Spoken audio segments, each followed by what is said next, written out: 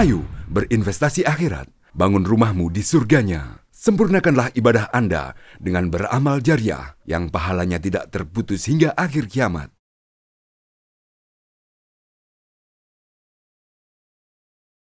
Assalamualaikum warahmatullahi wabarakatuh. Bismillah walhamdulillah. Wassalatu wassalamu ala rasulillah Sayyidina Muhammadin sallallahu alaihi wasallam wa ala alihi wa sahbihi wa mawalah wa ba'du. Para pemirsa podcast Masjid Al-Akbar rahimakumullah, alhamdulillah kita ingin melanjutkan kajian kitab Riyadhus Shalihin. Nah, alhamdulillah pada kesempatan ini kita akan membahas tentang babus sabr, bab tentang sabar. Nah, saya kira bab ini sangat menarik kita bahas karena kadang-kadang ada pertanyaan bahwa apakah sabar itu punya batas atau tidak? Nah, jadi sebenarnya sabar itu tanpa batas. Nah, karena kita tidak bisa bersabar secara terus-menerus, sehingga kadang-kadang ada seseorang mengatakan bahwa waktu sabar kami sudah habis. Karena itu sebenarnya sabar itu tidak terbatas. Nah, baik kita lihat bagaimana petunjuk Al-Quran berkaitan dengan sabar. Al-Quran mengatakan, وَلَنَبْلُوَنَّكُمْ بِشَيْءٍ مِنَ الْخَوْفِ وَالْجُوعِ وَنَقْصٍ مِنَ الْأَمْوَالِ وَالْأَنْفُسِ وَالثَّمَرَاتِ وَبَشِّرِ الصَّابِرِينَ. Nah, Allah berfirman, dan pasti kami akan menguji kalian itu dengan sesuatu. Jadi ada satu kepastian. Kepastian apa? Kami akan menguji. Siapa yang menguji manusia itu? Yang menguji manusia itu adalah kami. Dalam arti izin Allah Subhanahu wa Ta'ala. Boleh jadi banjir. Banjir itu bukan dilakukan oleh seseorang. Boleh jadi karena akibat tim atau akibat kelompok sehingga kemudian banjir. Bagaimana sampah tidak terurus, bagaimana kemudian hutan ditebang, tidak terkendali, dan seterusnya, dan seterusnya. Ini semua adalah objek ujian dari Allah Subhanahu wa Ta'ala. Pelakunya, penyebabnya bukan hanya siapa-siapa, tetapi banyak yang terlibat. Banyak yang terlibat sehingga kemudian bencana itu datang. Kami akan menguji kalian. Dengan apa? Dengan sesuatu. Minal khawfi, dari rasa takut atau ketakutan, kekhawatiran. Ya, takut. Mengapa itu terjadi ketakutan? Karena keamanan tidak stabil gitu. Keamanan itu diurus oleh siapa? Diurus oleh yang berwenang. Lalu kemudian dirasakan oleh siapa? Dirasakan oleh masyarakat, dirasakan oleh orang per orang. Yang berikut adalah wal ju'i, lapar, kelaparan. Wa naqsim minal amwali wal ampusi, lalu kemudian kekurangan harta. Sedikit pendapatan menurun. Wa naqsim minal amwal wal ampus, kurang jiwa, ada yang meninggal. Wassamarat, kekurangan buah-buahan. Tapi semua ujian-ujian tadi itu Al-Quran mengatakan lebih lanjut, wabasyiris sabirin, dan berikanlah kabar gembira kepada orang-orang yang sabar. kapan ujian itu datang. Kita tidak tahu kapan ujian itu datang. Tetapi yang perlu dilakukan adalah mentalitas kita itu sebagai umat Islam harus siap-siap sabar. Nah, ujian itu adalah salah satu cara untuk meningkatkan kualitas kehidupan. Bayangkan kalau semua kehidupan kita ini dalam keadaan datar-datar, nah bagaimana bisa meningkat? Tidak ada perbandingan. Dulu sedikit buah-buahan. Oke, sekarang banyak kita rasakan itu. Nah, dulu di daerah sana itu aman. Khawatir kita di sana, keluarga kita. Di sini aman. Jadi kita tidak tahu kapan ujian itu Allah berikan kepada kita. Karena itu ada ulama berpandangan bahwa kita harus menyiapkan diri bersabar. Karena sabar itu juga adalah bagian dari ibadah kepada Allah Subhanahu wa taala. Yang kedua, kita memang ini manusia tidak tahu, tidak memiliki informasi yang sempurna tentang masa depan. Apa yang terjadi besok, apa yang akan terjadi kelak. Kita tidak memiliki informasi yang pasti tentang itu. Tapi bahwa tanda-tanda daripada apa yang akan terjadi besok, apa yang terjadi sebentar, apa yang terjadi akan datang, sebagian itu bisa saja orang per orang tahu. Tetapi pastinya apa, kita tidak memiliki informasi yang sempurna. Karena itu, agama memberi bekal kepada manusia, terutama kepada umat Islam, agar dia bersabar. Para pemirsa yang dirahmati oleh Allah Subhanahu wa taala. Ada ulama mendefinisikan sabar. Sabar itu adalah waktu untuk mengingat Allah Subhanahu wa taala. Pada saat ada musibah dan pada saat menjalankan ibadah kepada Allah dan pada saat tidak melakukan larangan dari Allah Subhanahu wa taala. Jadi ini adalah kesempatan. Sabar itu dalam hal musibah. Sabar itu dalam hal ibadah kepada Allah. Sabar itu dalam hal tidak melakukan larangan Allah Subhanahu wa taala. Jadi ada 3. Nah, pertanyaannya adalah apakah sabar itu bisa menjadi beban? Nah, ada satu kisah seorang ibu ditinggal oleh seorang anak. Lalu kemudian datanglah ke kubur sang anak itu. Dia menangis, dia bersedih, terus menangis. Tiba-tiba ada orang di belakangnya. Sabar. Tapi dia tidak memperhatikan pernyataan sabar itu. Terus dia menangis. Kemudian ketika dia itu menengok ke belakang, ternyata yang ada di belakangnya itu adalah Rasul Muhammad Sallallahu Alaihi Wasallam. Baru dia mengatakan bahwa ya Rasul, sekarang ini saya lagi bersabar. Nabi Sallallahu Alaihi Wasallam mengatakan as-sabru inda khidmatil ula. Sabar itu ada pada fase yang pertama. Jadi fase yang pertama itu sudah harus diminta untuk bersabar. Jangan nanti berlalu musibah itu, baru kemudian kita bersabar. Itu artinya kita sudah kalah gitu. Nah, jadi tidak ada beban. Tidak ada beban karena memang kita sudah siap gitu.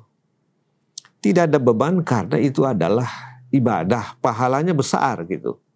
Pahalanya besar sehingga kemudian tidak ada beban. Justru beban ini akan berubah menjadi peluang. Mengapa banyak orang yang melihat sabar itu sebagai beban? Karena dia melihat bahwa yang dia lihat itu jauh lebih besar yang dia rasakan, yang musibah itu jauh lebih besar dibanding dengan rahmat Allah Subhanahu wa taala di balik musibah itu.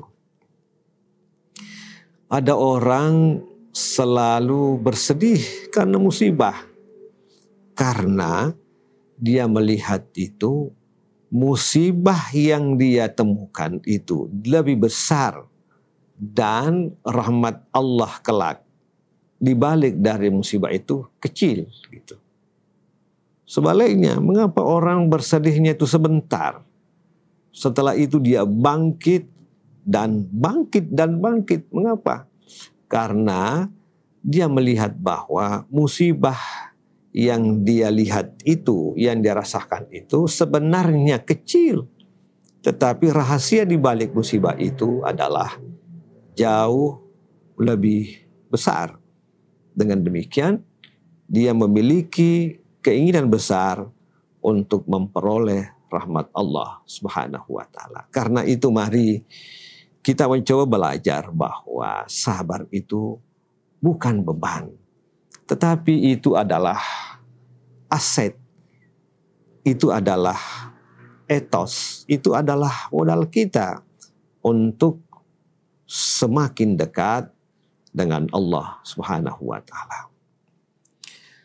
Ada orang dia bisa sabar dalam hal musibah, tetapi dia tidak sabar dalam menjalankan perintah Allah Subhanahu wa taala.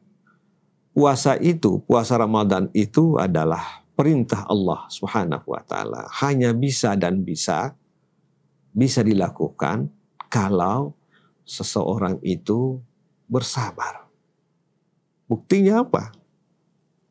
Buktinya anak kecil itu puasanya sebelum sampai siang, dia bisa sampai 4 kali atau 5 kali dalam arti berbuka. Itu artinya puasa itu berat. Bagi siapa? Bagi orang yang tidak terbiasa. Karena itu kita bersabar terhadap kewajiban-kewajiban yang Allah berikan kepada kita. Beban ini berat, tetapi dengan kesabaran yang kita miliki, maka beban itu akan berubah menjadi sebuah peluang, sebuah harapan. Disinilah kemudian setiap orang akan memiliki sabar yang berbeda. Tadi kita sebutkan bahwa sabar itu hanya pada tahap yang pertama, tidak pada tahap kedua dalam peristiwa bencana itu. Karena itu mengapa cara pandang seseorang terhadap sabar itu. Wasta'inu bis-sabri was-shalah. Dalam ayat Allah yang lain, Allah mengatakan, wasta'inu bis-sabri was-shalah. Jadikanlah sabar dan sholat itu sebagai penolong. Penolong apa? Penolong kehidupan. Kehidupan itu ada sekarang. Nah, karena itu yang bisa menolong seseorang itu adalah sabar dan sholat. Kita harus kuat sabar, kita juga harus kuat sholat. Sholat dalam arti apa? Sholat dalam arti ibadah 5 waktu, sholat dalam arti seluruh kewajiban-kewajiban kepada Allah Subhanahu wa taala. Bagaimana kalau ada orang yang sabar tapi tidak sholat? Ini yang kadang-kadang kita temukan. Yang seharusnya itu adalah dua-duanya dipakai. Dua-duanya menjadi satu paket. Dia juga kuat sabar dan dia juga kuat ibadah.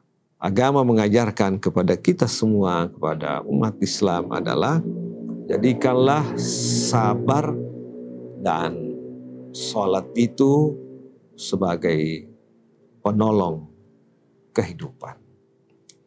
Nah, sabar itu mencerminkan kebesaran jiwa, kekuatan spiritual gitu. Tidak marah. Memang marah itu manusiawi. Pastilah kita harus marah.